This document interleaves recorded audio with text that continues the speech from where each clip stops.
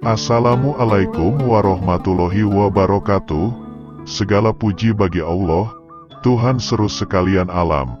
Kali ini akan dibacakan artikel yang berjudul Ajaran Suluk Syekh Abdul Al-Samad Al-Palimbani. Telaah terhadap kitab Sayr Al-Salikin. Pendahuluan. Tasawuf menyebut kemajuan dalam kehidupan spiritual sebagai suluk dan sang pencari Allah sebagai salik atau penempuh jalan spiritual. Makna literal suluk adalah menempuh jalan, yang merupakan suatu tindakan fisik dan bisa dipandang sebagai gerakan dalam dimensi ruang. Hanya saja dalam istilah teknis, yang dimaksud suluk adalah perjalanan spiritual, dan bukan gerakan dalam dimensi ruang.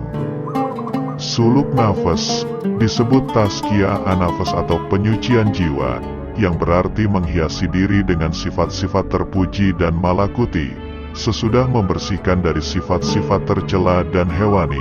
Dengan kata lain, diri dibersihkan dari kotoran dan kerusakan, diubah menjadi an-nafas al-lawamah, jiwa yang mencela, dan akhirnya menjadi an-nafas al-mutmainah atau jiwa yang tenang.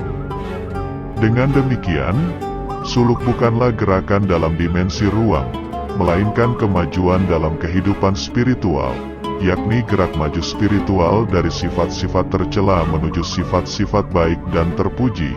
Gerak maju ini adalah nama lain transmutasi atau perubahan normal manusia batiniah.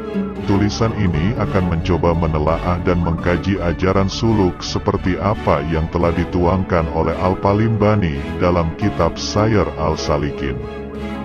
Riwayat hidup Al-Palimbani. Abdul Al-Samad Al-Jawi Al-Palimbani adalah orang Indonesia yang berasal dari Palembang. Ia adalah putra Syekh Abdul Jalil bin Syekh Abdul Al-Wahhab bin Syekh Ahmad Al-Madani dari Yaman yang diangkat menjadi mufti negeri Kedah, dengan istrinya Raden Ranti dari Palembang. Sebelum ia kawin di Palembang, Syekh Abdul Jalil telah kawin di Kedah, dan dari perkawinan tersebut ia mendapat dua orang putra yaitu Wan Abdul Al-Qadir dan Wan Abdullah. Tetapi Abdul Al-Samad lebih tua dari kedua saudara sayahnya, karena keduanya lahir setelah Syekh Abdul Al-Jalil pulang 3 tahun setelah kepergiannya ke Palembang, di mana ia kawin lagi dan mendapat seorang putra yang bernama Abdul Samad. Selanjutnya Abdul Samad dan saudaranya Wan Abdul Al-Qadir diantar ke Mekah, sehingga akhirnya ia dikenal dengan sebutan Syekh Abdul Samad Al-Palimbani, dan saudaranya tersebut diangkat menjadi mufti negeri Kedah, menggantikan ayahnya, Hatib Kuswain. 9. Penobatan Sultan Kedah terjadi pada tahun 1112 Hijriah, 1700 Masehi. Tidak lama kemudian, Syekh Abdul Jalil diangkat menjadi mufti dan dikawinkan dengan Wan Zainab, putri Dato Sri Maharaja Dewa. Tidak berapa lama setelah perkawinan itu mereka melahirkan anak. Syekh Abdul Al-Jalil dijemput oleh utusan dari Palembang untuk berkunjung ke sana melepaskan rindu kepada murid-muridnya yang sudah sangat lama ditinggalkan. Berdasarkan keterangan ini, Al-Palimbani lahir di Palembang sekitar 3 atau 4 tahun setelah 1112 Hijriah, 1700 Masehi. Menurut catatan yang terdapat dalam kitab Sayr Al-Salikin, kitab tersebut mulai ditulisnya pada tahun 1193 Hijriah, 1779 Masehi. Menurut Yusuf Halidi, Al-Palimbani menuntut ilmu di Mekah bersama-sama dengan Muhammad Arsyad Al-Banjari, Abdul Wahab Bugis dari Sulawesi Selatan dan Abdul Rahman Masri dari Jakarta.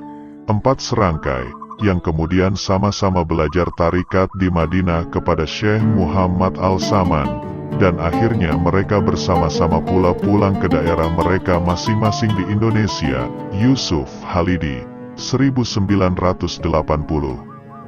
Tasawuf merupakan bidang spesialisasi Al-Palimbani, sehingga dalam Sayr Al-Salikin, ia menyebut lebih dari 100 kitab tasawuf serta mengklasifikasinya menurut isi masing-masing kitab tersebut.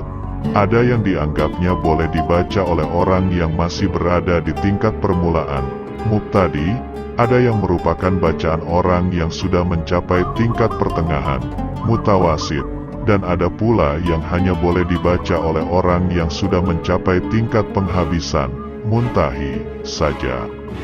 Al-Palimbani mengambil tarekat Al-Halwatiyah melalui Syekh Muhammad Al-Saman di Madinah, yang selanjutnya dikenal sebagai pendiri tarekat Samaniyah. Dalam tulisan-tulisannya, khususnya dalam Hidayat Al-Salikin dan Sair Al-Salikin, ia selalu menyebut dirinya sebagai murid dari Syekh Muhammad Al-Saman Al-Madani. Mengenai karya tulis Al-Palimbani, ada beberapa kitab seperti yang penulis kutip dari Hatib Kuswain, diantaranya 1. Hidayat Al-Salikin, 2. Sair Al-Salikin, yang secara berurutan merupakan terjemahan dari Bidayat Al-Hidayat dan Lubab Ihya Ulum Al-Din, karangan Al-Ghazali. 3. Zahrat Al-Murid fi Bayan Kalimat Al-Tauhid. 4. Nasihat Al-Muslimin wa Tadkirat Al-Mu'minin fi Fathail Al-Jihad fi Sabilillah. 6. Al-Urwat Al-Wudka wa Silsilat Uli Al-Itika. 7. Ratib Abdul Al-Samad Al-Palimbani, Hatib Kuswain, halaman 22-30. Pokok-pokok ajaran suluk Al-Palimbani. 1. Taubat. Al-Palimbani memandang taubat sebagai langkah pertama yang harus diambil oleh setiap orang yang ingin menempuh jalan ini.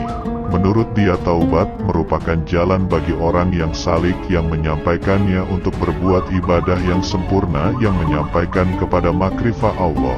Abdul Samad Al-Palimbani, di samping itu, ia juga menerangkan tentang taubat, yakni suatu makna yang bersusun daripada 3 perkara, ilmu, hal, dan fi'il, yakni perbuatan. Menurut dia, taubat adalah suatu kewajiban agama yang harus dilakukan oleh setiap orang yang melakukan perbuatan dosa. Untuk mendapat kebulatan tekad dalam bertaubat itu, harus dilakukan 3 hal. Pertama, bahwa maksiat yang membawa kepada dosa sangat keji dan sangat jahat kepada Allah dan kepada manusia. Kedua, harus diingat betapa beratnya siksaan Allah Subhanahu wa Ta'ala dan Allah sangat murka atas orang yang berbuat maksiat. Ketiga, harus diingat kelemahan diri untuk menanggung siksa yang sangat sakit di akhirat nanti. Al-Palimbani, Jilid 4 halaman 7-8. Menurut Al-Palimbani, taubat itu terbagi dalam 3 tingkatan. Pertama, taubat orang awam. Kedua, taubat orang hawas. Ketiga, taubat orang hawas al-hawas. Taubat dari maksiat yang zahir, merupakan taubat tingkatan pertama seperti berzina, membunuh, merampas, mencuri, dan sebagainya. Orang hawas taubat dari maksiat batin, seperti ujub, ria, takabur, hasad dan sebagainya. Sedangkan orang hawas al-hawas, taubat dari segala yang terlintas di dalam hatinya yang lain daripada Allah Subhanahu wa Ta'ala, karena ibadah mereka itu senantiasa hadir hati kepada Allah Subhanahu wa Ta'ala dan mengekali pada tiap-tiap masa. Waktu itu dengan zikrullah, ingat kepada Allah di dalam hati dan syuhud, memandang dalam hati akan Allah Ta'ala. Tingkat taubat yang ketiga ini, nampaknya bukan lagi permulaan jalan bagi orang yang salik, karena orang yang bertaubat dari segala yang terlintas di dalam hati selain Allah itu adalah orang hawas al-hawas, yang setiap waktu mengingat Allah, bahkan memandangnya. Dengan kata lain, taubat pada tingkat ketiga ini adalah taubat orang yang sudah sampai ke puncak makrifah yang berada di ujung jalan orang sufi, yang hanya dicapai oleh seorang salik yang telah menempuh perjalanan panjang. Pada tahap permulaan makam taubat dalam perjalanan seorang salik hanya meliputi taubat orang awam dan taubat orang hawas, yang masih bergulat melawan hawa nafsu untuk membebaskan diri dari maksiat lahir dan maksiat batin. Tetapi perjuangan ini pun belum dapat dirampungkan pada makam taubat, karena maksiat batin hanya terhapus setelah seorang salik berada pada makam zuhud. Menurut Al-Palimbani, dosa-dosa batin tersimpan dalam 10 perkara sebagai berikut. 1. banyak makan. 2. Banyak berkata-kata. 3. Pemarah. 4. Dengki. 5. Kikir dan cinta harta. 6. Cinta kemegahan dan kebesaran. 7. Cinta dunia. 8. Tinggi hati. 9. Uzuk. 10. Ria. 10 macam dosa ini merupakan sebagian dari dosa besar yang ada di dalam hati. Di samping itu ada 4 macam dosa besar yang termasuk dalam dosa batin, yaitu 1. Menyekutukan Allah. 2. Mengekalkan berbuat maksiat. 3. Putus asa dari rahmat Allah. 4. Tidak takut siksa Allah.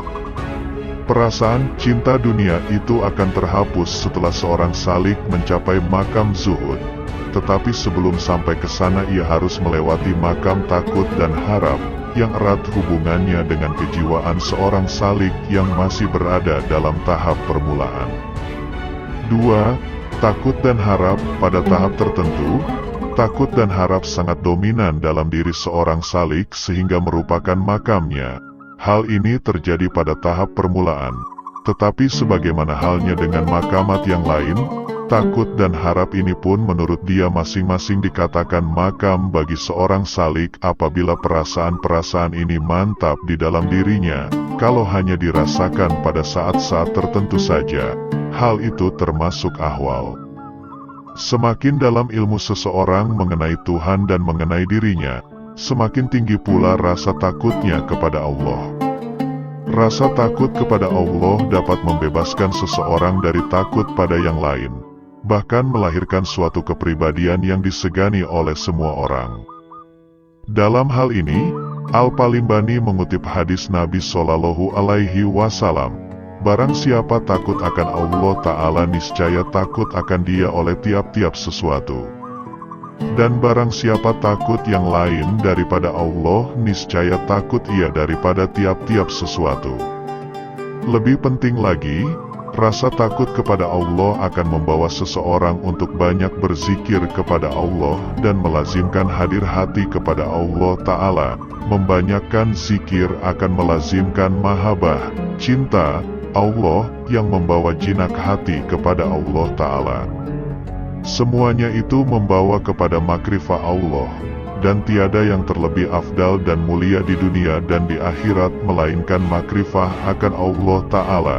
Dengan kata lain, takut kepada Allah adalah suatu makam yang melahirkan makamat sesudahnya yang akan menyampaikan seorang salik kepada makrifah.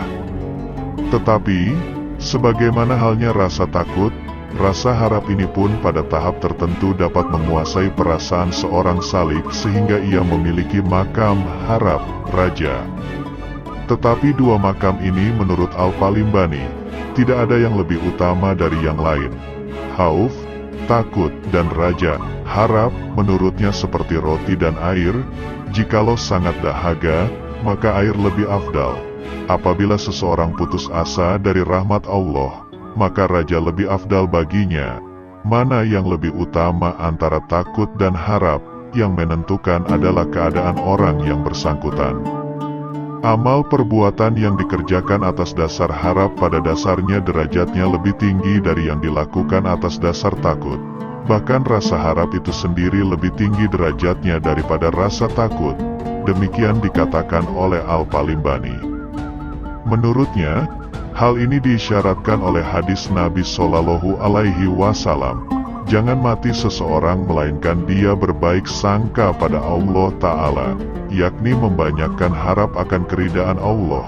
Dengan demikian, harap kepada Allah itu adalah suatu makam yang lebih tinggi daripada makam takut, karena hal itu lebih dekat kepada makam cinta, mahabbah. Sebagaimana halnya makam takut, makam harap ini pun dianggap lahir dari ilmu. Kalau yang pertama lahir dari ilmu seseorang mengenai siksaan Allah terhadap orang yang maksiat, rasa harap ini menurut Al-Palimbani dapat diperkuat dengan memikirkan nikmat yang diberikan oleh Allah Ta'ala, yang tidak terhingga banyaknya. Namun keduanya melahirkan buah yang sama, yakni ketaatan mengerjakan segala perintah Allah dan menjauhi segala larangannya. Orang yang sudah mencapai tingkat makrifah, yakni orang arif, berada di makam cinta, mahabbah, tingkat para aulia Allah yang menurut Al-Quran tiada lagi bagi mereka rasa takut dan mereka pun tiada bersedih. Tetapi untuk mencapai makam cinta kepada Allah itu masih ada beberapa makam lagi yang harus dilalui. Di antaranya adalah makam zuhud. 3.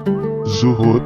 Al-Ghazali mengibaratkan hati manusia seperti sebuah bejana yang penuh dengan air. Untuk mengisinya dengan cuka, air yang ada di dalamnya harus dikeluarkan sebesar volume cuka yang akan dimasukkan. Kalau seluruh bejana itu akan diisi dengan cuka, seluruh air yang ada di dalamnya harus dikeluarkan lebih dahulu. Demikianlah halnya cinta kepada Allah itu tidak mungkin memasuki hati yang masih penuh dengan cinta kepada yang lain. Untuk mencintai Allah dengan sepenuh hati, cinta kepada yang lain harus dikeluarkan seluruhnya dari dalam hati. Karena itu, seperti yang terdapat dalam uraian Al-Palimbani mengenai taubat, cinta harta, cinta kebesaran atau kemegahan dan cinta dunia, semuanya dipandang sebagai dosa besar yang harus dijauhi oleh setiap salik. Zuhud pada hakikatnya adalah meninggalkan sesuatu yang dikasihi dan berpaling darinya. Karena itu sikap seseorang yang meninggalkan kasih akan dunia, karena menginginkan sesuatu di dalam akhirat, dikatakan zuhud. Tetapi tingkat zuhud yang tertinggi, menurut dia, ialah meninggalkan gemar daripada tiap-tiap sesuatu yang lain daripada Allah, hingga engkau tinggalkan gemar daripada sesuatu yang di dalam akhirat. Dengan demikian, pengertian zuhud itu ada 3 macam. Pertama, meninggalkan sesuatu karena menginginkan sesuatu yang lebih baik daripadanya.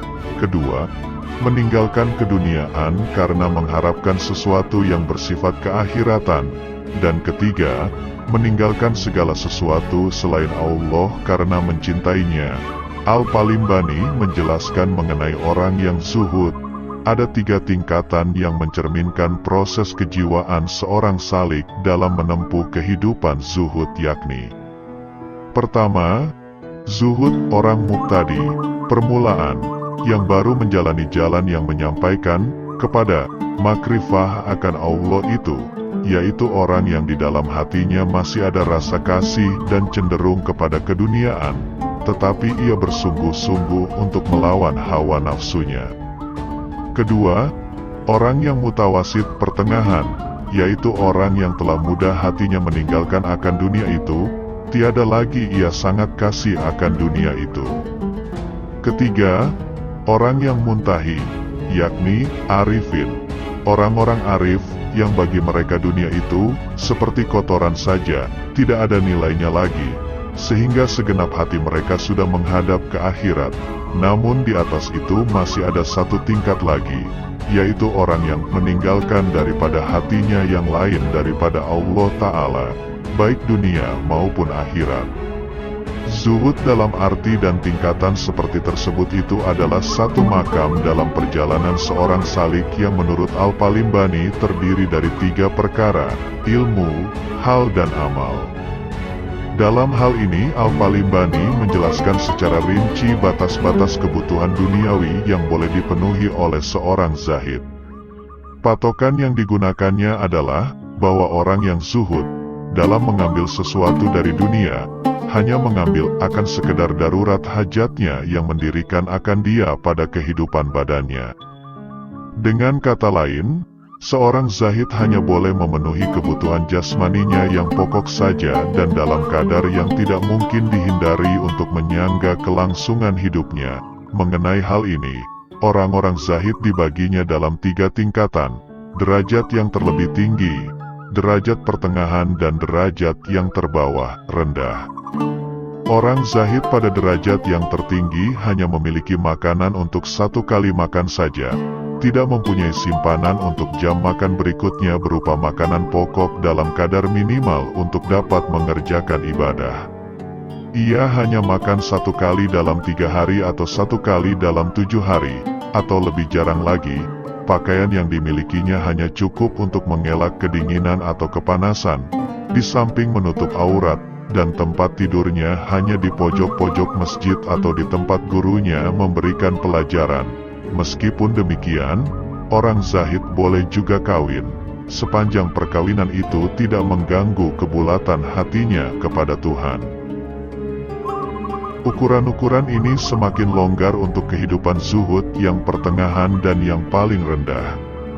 Seorang zahid pada tingkat yang disebut terakhir ini boleh menyimpan makanan untuk keperluan pokoknya selama 1 tahun. Ia boleh makan 1 kali sehari, meskipun dalam ukuran sederhana sekali. Ia boleh memakai seperangkat pakaian yang terdiri dari baju, celana, kopiah dan sapu tangan, meskipun semuanya itu hanya boleh dimiliki selembar saja, dan ia boleh memiliki rumah kediaman yang layak, baik dibeli atau disewanya, selama tidak melebihi taraf kesederhanaan. Namun tingkat zuhud tertinggi, menurut Al-Palimbani, bukan tidak memiliki sesuatu, tetapi tidak menginginkan sesuatu selain Allah. Ciri seorang zahid menurutnya ada 3 perkara. 1. Ia tidak gembira dengan adanya sesuatu dan tidak sedih dengan hilangnya sesuatu. 2. Orang yang memuji dan orang yang mencelanya dianggapnya sama saja. 3. Ia merasa intim dengan Tuhan dan merasa lezat dalam mentaatinya. Al-Palimbani, Jilid 4 halaman 99. Semua ini mungkin bisa dipertahankan oleh seorang zahid yang di dalam hatinya tidak ada lagi sesuatu selain Allah, walaupun ia memiliki kekayaan dan kebesaran. Karena itu, makam zuhud ini nampaknya adalah pendahuluan dari makam syukur yang mencerminkan kejiwaan seorang muslim yang selalu memandang Tuhan dalam semua nikmat yang dilimpahkan kepadanya. Tetapi, sebelum mencapai makam tersebut masih ada 1 makam lagi yang harus dilewati, yaitu makam sabar. 4. Sabar. Menurut Al-Palimbani, sabar adalah menahan diri dalam memikul suatu penderitaan, baik dalam kedatangan sesuatu yang tidak diingini maupun dalam hal kepergian sesuatu yang disenangi. Sabar terbagi dalam 3 tingkatan. Pertama, sabar orang awam, yang disebutnya tashabbur, bersabar, yaitu menanggung kesusahan dan menahan kesakitan dalam menerima hukum Allah. Kedua, sabar orang yang menjalani tarikat, yaitu, jadi biasa ia dengan bersifat dengan sabar telah mudah atasnya segala yang susah yang datang akan dia itu. Ketiga, sabar orang arif yang telah mengenal Allah, yang disebutnya istibar, yaitu, bersedap-sedap dengan kena bala dan suka ia dengan ikhtiar, pilihan Tuhannya. Sebagaimana makamat yang sebelumnya, tingkat yang tertinggi bagi makam sabar ini pun nampaknya hanya dicapai oleh orang yang sampai ke tingkat makrifah. Adapun makam bagi orang-orang salik yang belum mencapai makrifah adalah sabar tingkat pertama dan tingkat kedua. Menurut Al-Palimbani, makam sabar ini pun terdiri dari ilmu, hal dan amal. Yang dimaksudkan dengan ilmu di sini ialah pengetahuan atau kesadaran bahwa sabar itu mengandung maslahat di dalam agama dan memberi manfaat di dunia dan di akhirat. Dari ilmu ini lahir ketabahan hati, yang selanjutnya mendapat perwujudan dalam tingkah laku seorang yang sabar menghadapi segala penderitaan yang dialaminya. Sifat sabar ini adalah suatu hal yang harus dimiliki oleh seorang salik sejak ia menginjakan kakinya di makam zuhud, karena untuk menempuh kehidupan zuhud yang telah disampaikan sebelumnya diperlukan kesabaran yang tinggi. 5. Syukur. Hakikat syukur menurut Al-Palimbani adalah, engkau ketahui tiada yang memberi nikmat itu melainkan Allah Ta'ala jua. Kemudian maka engkau ketahui pula akan kelebihan segala nikmat Allah atasmu di dalam segala anggotamu dan segala jasadmu dan roh dan segala yang engkau berkehendak kepadanya di dalam kehidupanmu. Niscaya di dalam hatimu suka dengan Allah dan nikmatnya dan dengan anugerahnya atasmu. Bagi kaum sufi memandang Allah dalam kesenangan lebih sukar daripada memandangnya dalam penderitaan. Karena itu, orang sufi yang sudah berani hidup mewah, seperti Haris Al-Muhasibi, misalnya dianggap mencapai makam yang tinggi dalam kesufiannya. Al-Quran pun mengatakan bahwa jikalau mereka ditimpa kesusahan, manusia selalu berdoa kepada Allah dan menyerahkan diri kepadanya. Tetapi setelah mereka mendapat kesenangan, banyaklah di antara mereka yang menyekutukannya. Orang yang berada pada makam zuhud merasakan kemesraan hubungan dengan Tuhan dalam kehidupan batin yang bebas dari segala keinginan duniawi.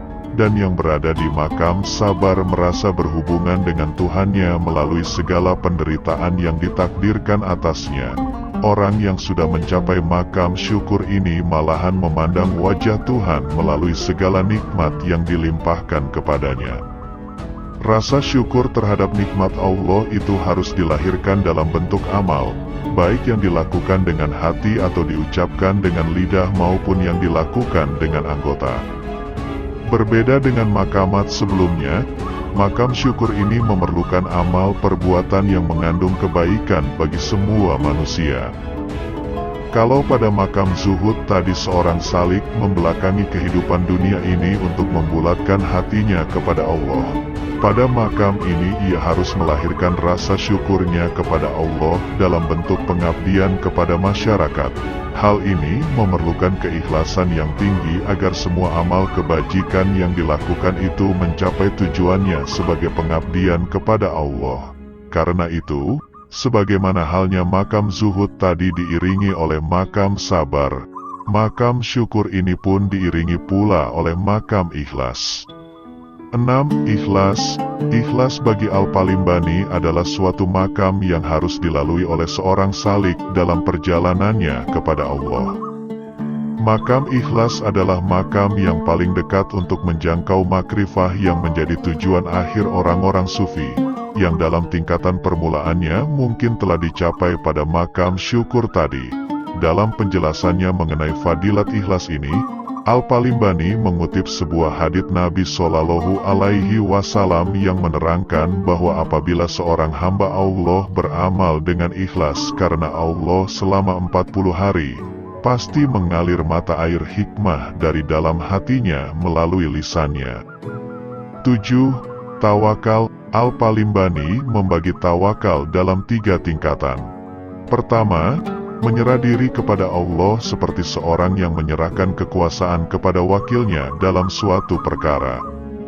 Kedua, menyerah diri kepadanya seperti anak kecil menyerahkan segala persoalan kepada ibunya. Ketiga, menyerah diri kepada Allah seperti mayat di tangan orang yang memandikannya.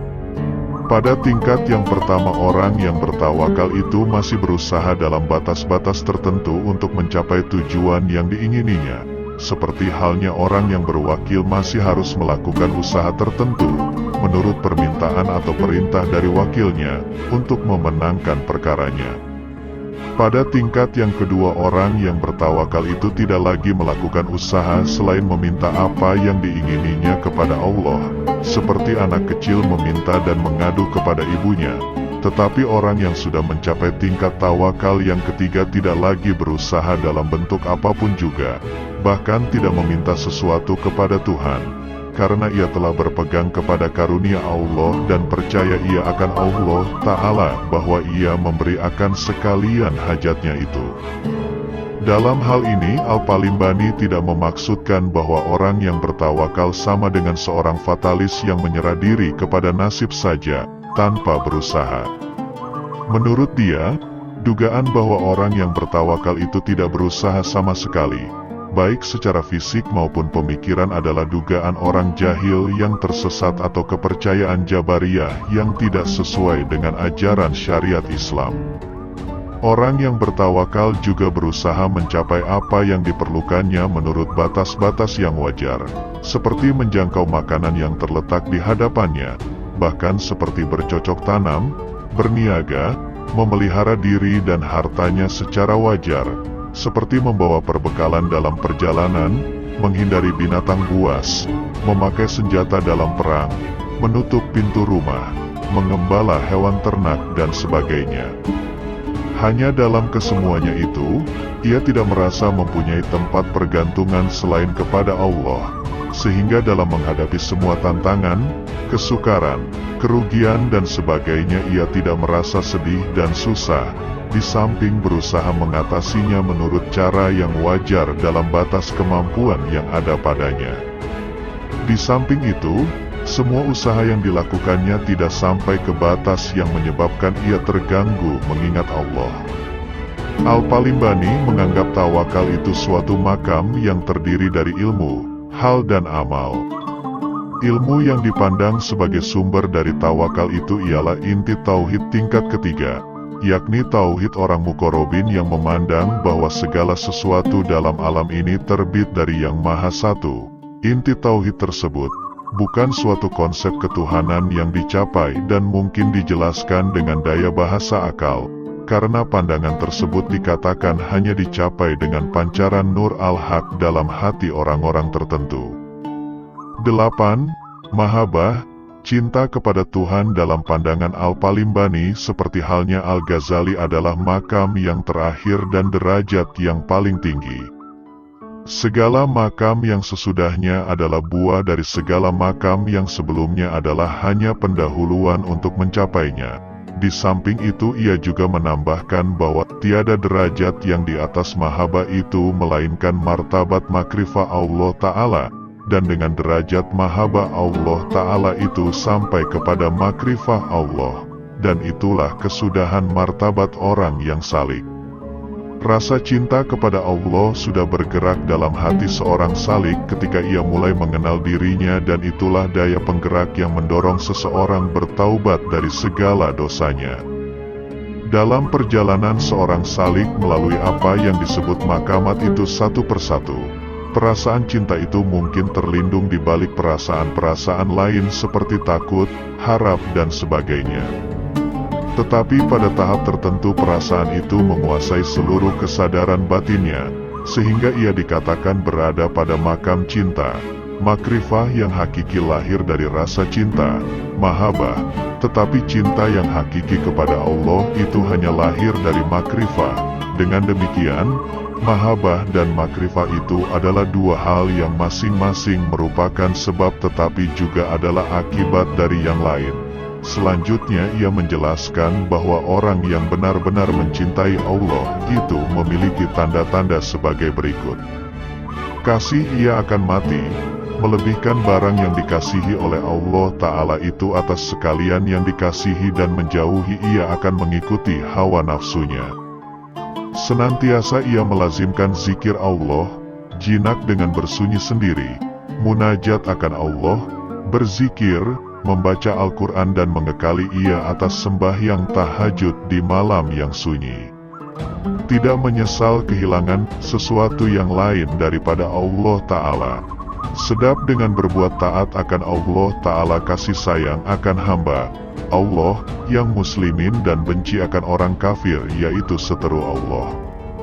Adalah ia kasih akan Allah Ta'ala itu serta takut akan Dia, menyembunyikan ia akan kasihnya akan Allah Ta'ala itu daripada orang yang bukan ahlinya.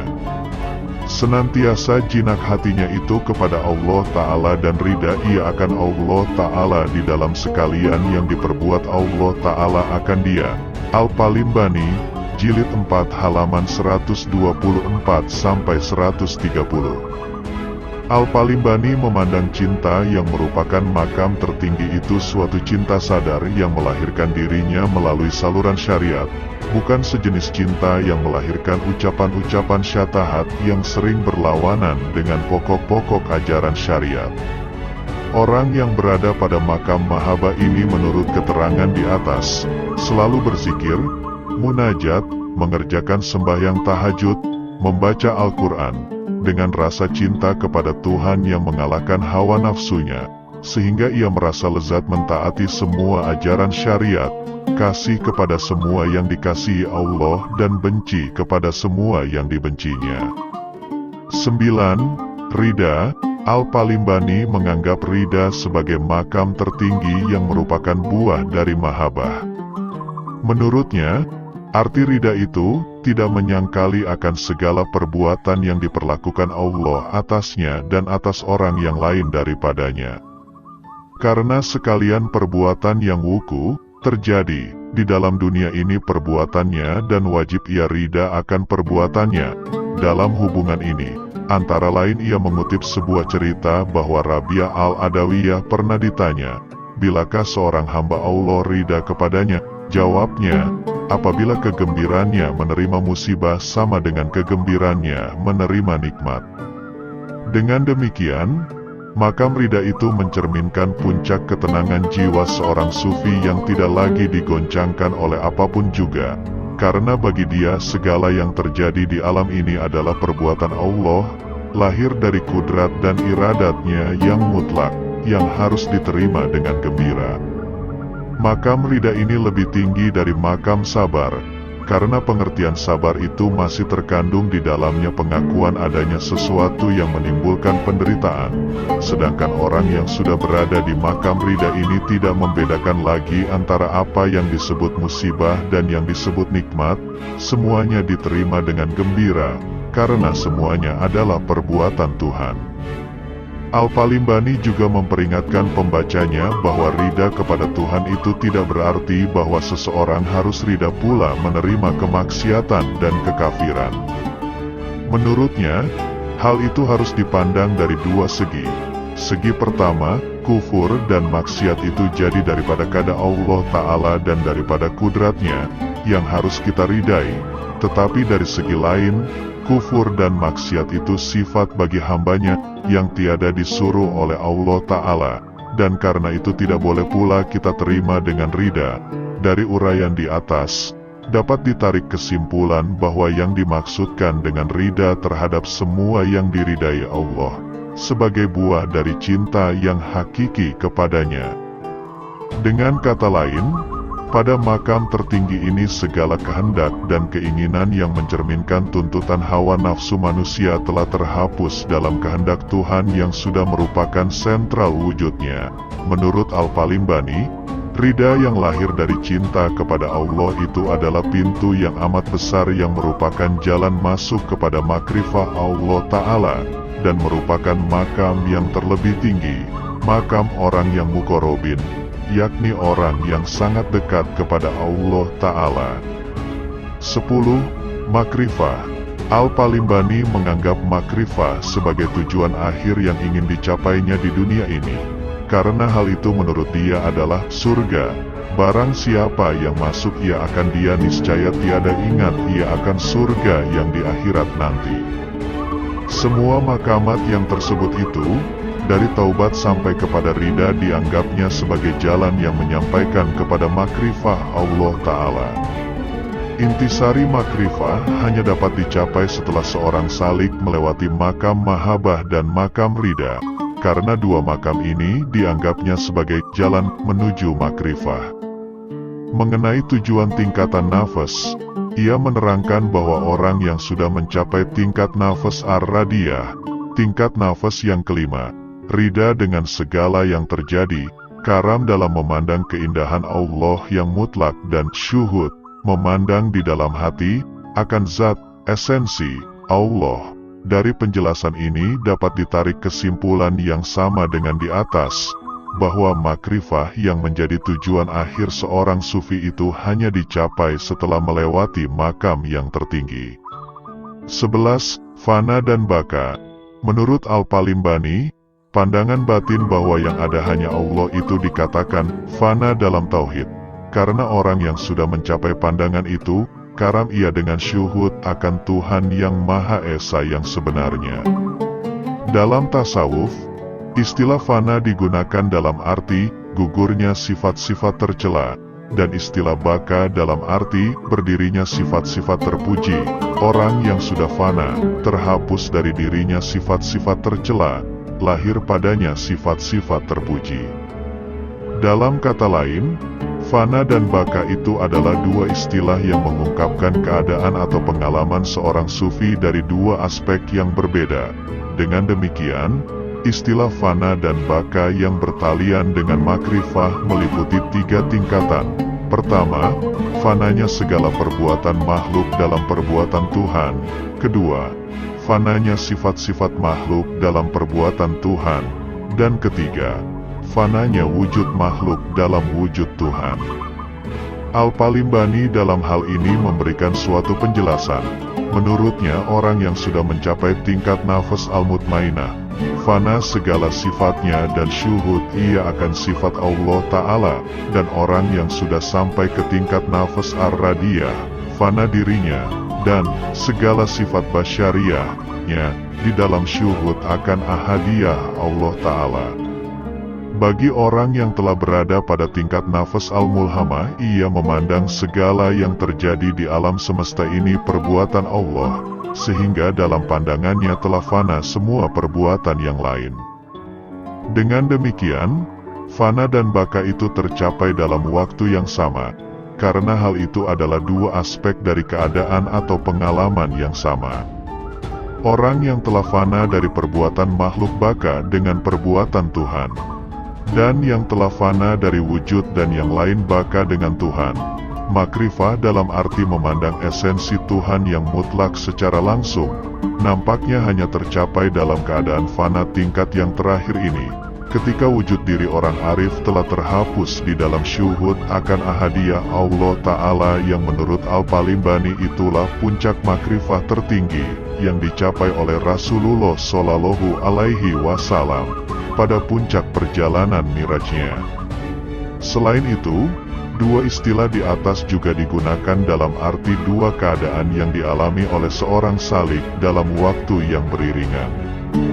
Baka merupakan keadaan yang mengiringi fana, orang yang dalam keadaan fana segala perbuatannya diatur dan dikuasai oleh Allah, karena ia dalam keadaan tidak mampu membedakan antara sesuatu barang dengan yang lain. Tetapi orang yang dalam keadaan baka sesudah fana segala perbuatannya sesuai dengan garis keridaan Allah, karena segala perbuatannya tidak lagi untuk kepentingan dirinya sendiri.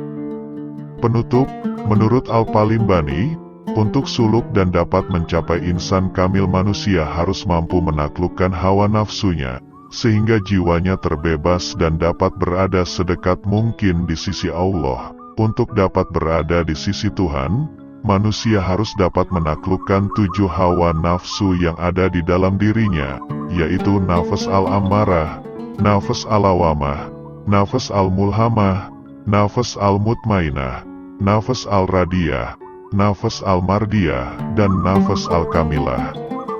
Di samping upaya menaklukkan hawa nafsu dalam rangka mencapai makrifat tertinggi itu, salik harus membersihkan jiwanya dari noda-noda. Untuk itu, ia harus menempuh makamat sebagai stasiun-stasiun ruhani yang menandai perjalanan salik menuju Tuhannya. Dalam hal ini, pada prinsipnya, pandangan Al-Palimbani dekat dengan Al-Ghazali dalam Al-Arba'in fi Usyul Al-Din.